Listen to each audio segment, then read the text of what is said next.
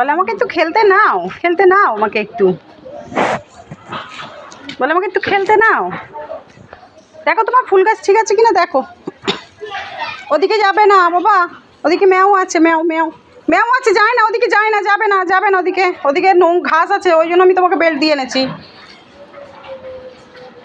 তুমি এমনি নিয়ে এলে তুমি দৌড়াবে এক্ষুনি। চলো এমনি ঘোরো, ধরতে পারবো না। গাছে জল দেবে মাম্মা, গাছে জল দেবে তুমি?